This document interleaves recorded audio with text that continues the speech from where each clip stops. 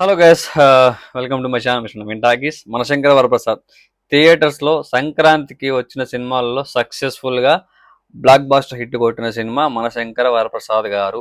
అనిల్ రావుపూడి గారు ఎక్కడా దొరకకుండా ఏ సినిమా వచ్చినా కూడా నేను దొరకను అన్నట్టుగా చాలా నీట్ గా సాఫ్ట్ గా ఫ్యామిలీని అట్లా ఫ్లాట్ చేసేసి వాళ్ళకు అలా అది థియేటర్స్ కి తరలి వచ్చేలాగా ఫ్యామిలీస్ ఫ్యామిలీస్ వచ్చి కూర్చొని చూసేలాగా ఆ సినిమా చిత్రీకరించి మన ముందుకు వదిలేస్తుంది అనమాట, ఇట్లా బాణం మాదిరి.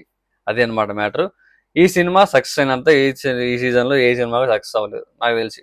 ఆ అన్ని చోట్ల బ్రేక్ ఏమైనా వచ్చేసింది, అది మెయిన్ ఇంపార్టెంట్. ప్రతిసారి ఏ సినిమా రిలీజ్ అయినా కూడా అన్ని ఏరియాస్ లో రికవరీ అనేది జరగదు. బ్రేక్ ఈవెన్ అవ్వడం చాలా కష్టం. ఒక సినిమా రిలీజ్ అయిన తర్వాత ఆ సినిమా చాలా చోట్ల ఒక్కొక్క చోట ఒక్కొక్క టైప్ బై జరుగుతాయి అనమాట. ఆ ఏరియాకు సినిమా మీద ఉన్న డిమాండ్ బట్టి, ఆ ఏరియాను బట్టి, ఆ ఏరియాలో ఉన్న థియేటర్లను బట్టి, ఆ సినిమా అదే ఆ హీరోకు ఉన్న ఫ్యాన్ బేస్ ని బట్టి, వీటన్నిటిని బట్టి ఆ సినిమాని డిస్ట్రిబ్యూటర్స్ బై చేస్తారు. బై చేసిన తర్వాత వాళ్ళకి ప్రాఫిట్స్ వస్తాయా లేదా అన్నది సినిమా ఆడియన్స్ మీద ఆధారపడి ఉంటుంది. అలాంటి ఈ సినిమా ఆడియన్స్ మీద ఆధారపడాల్సిన అవసరమే లేదు. అనిల్ రావుపూడి గారిని నమ్ముకుంటే ఆబ్వియస్లీ అదే ప్రొడ్యూసర్స్ డైరెక్టర్ అంటారు కదా, అనిల్ రావుపూడి గారికి ఈ పేరు వచ్చింది, ప్రొడ్యూసర్స్ డైరెక్టర్ అని. సో ఆ చేసిన సినిమాని తీసుకొచ్చి డైరెక్ట్ ముందు వదలడము, ఆల్ ఏరియాస్ లో బ్రేక్ ఈవెన్ అవ్వడము, డిస్ట్రిబ్యూటర్స్ అందరూ ప్రాఫిట్ లోకి రావడం అనేది నిజంగా గొప్ప విషయం.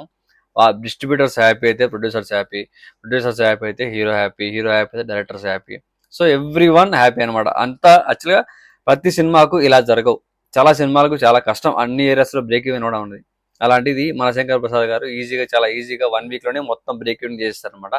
ఆల్మోస్ట్ థియేటర్స్ అన్ని కూడా ఇప్పటి వరకు కూడా వెళ్తున్నారు. ఫ్యామిలీస్ కావచ్చు, ఓల్డ్ ఫ్యాన్స్ ఉంటారు కదా, చిరంజీవి గారి ఫ్యాన్స్, పాత ఫ్యాన్స్ వాళ్ళు కావచ్చు, వాళ్ళు కూడా పిచ్చ ఎంజాయ్ చేస్తున్నారు సినిమాలు అయితే. ఈ మీసాల పిల్ల సాంగ్స్ అయితే, మెయిన్ గా సాంగ్స్ చెప్పాలంటే వాళ్ళు థియేటర్స్ లో కూర్చోవట్లేదు, సీట్ల నుంచి లేచి ఎగురుతున్నారు, డాన్స్ చేస్తున్నారు. చిరంజీవి గారు డాన్స్ చేస్తుంటే వాళ్ళు చూస్తూ వాళ్ళు ఎగురుతూ ఎంజాయ్ చేస్తున్నారు అనమాట. అంత బీభత్సంగా అనమాట. సో బ్రేక్ ఈవెన్ వచ్చేసింది. అలాగే రికార్డ్ స్థాయిలో కలెక్షన్స్ వచ్చాయి. చిరంజీవి గారి కెరీర్ లో హైయెస్ట్ కలెక్షన్స్ ఈ సినిమా అంత బాగా కొట్టేసింది. 261 crores వచ్చింది 6 days లోనే. అంత బాగా కలెక్ట్ చేసింది అనమాట సినిమా. నాకైతే బాగా మంచిగా అనిపించింది. సినిమా అంతా బీభత్సంగా ఏమి ఉండదు, కానీ ఫ్యామిలీ ఆడియన్స్ ని ఎలా థియేటర్స్ కి తీసుకురావాలి, ఫ్యామిలీ ఆడియన్స్ కి కనెక్ట్ అయ్యేలాగా ఎలా చూపించాలి అని అనిల్ రావుపూడి గారికి ఈ టెక్నిక్ బాగా తెలుసని మాత్రం అర్థమవుతుంది. ఈ సినిమాతో అంత బాగా తీసుకెళ్లిపోయారు. నెక్స్ట్ మళ్ళీ చిరంజీవి గారితో ఇంకో సినిమా కూడా ఉంటుందని చెప్పి కూడా ఇది అనఫిషియల్ గా నడుస్తుంది. బట్ చాలా ఛాన్సెస్ అయితే ఉన్నాయన్నమాట, చాలా వరకు ఛాన్సెస్ ఉన్నాయి. అలాగే నెక్స్ట్ అనిల్ రావుపూడి గారి ప్రాజెక్ట్ మళ్ళీ సంక్రాంతికి వస్తున్నాం వెంకటేష్ గారితోనే, తెలిసిన విషయమే. ఈ సినిమా మళ్ళీ నెక్స్ట్ సంక్రాంతికి వస్తుంది. మళ్ళీ ఆ టైంలో వచ్చినప్పుడు దాని గురించి మాట్లాడుకుందాం. అనిల్ రావుపూడి గారు మాత్రం నిజంగా చాలా సేఫెస్ట్ డైరెక్టర్ అనమాట, అది మాత్రం పక్క. అండ్ ఈ సినిమా కూడా మరొక బ్లాక్ బాస్టర్ నిలిచింది. దట్టు అనిల్ రావుపూడి గారికి ఇది రెండవ బ్లాక్ బాస్టర్, 300 crores.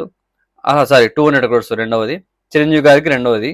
సో ఇద్దరికి రెండో రెండో 200 crore క్లబ్ సెకండ్ అనమాట ఇద్దరు. ఇవన్నీ కోఇన్సిడెంటల్ గా చాలా చాలా పకడ్బందీగా నేచర్ కూడా సహకరించి, అలాగే ఫ్యాన్స్ సహకరించి, ఆడియన్స్ కూడా సహకరించి చూసిన వాళ్ళందరూ ఈ సినిమాని పాజిటివ్ గా చెప్పడం వల్ల ఈ సినిమాకి ఆబ్వియస్లీ ప్రతి చోట కూడా బ్రేక్ ఈవెన్ అయిపోయి సంక్రాంతికి విన్నర్ గా నిలిచింది. సో మీరు చూసిన ఈ సినిమాలు అన్నింటిలో ఏ సినిమా బాగా అనిపించింది కింద కామెంట్ వేసిన. అలాగే నా ఛానల్ సబ్స్క్రైబ్ చేసుకోండి, వీడియోస్ లైక్ చేయండి, షేర్ చేయండి, కామెంట్ చేయండి. Love you.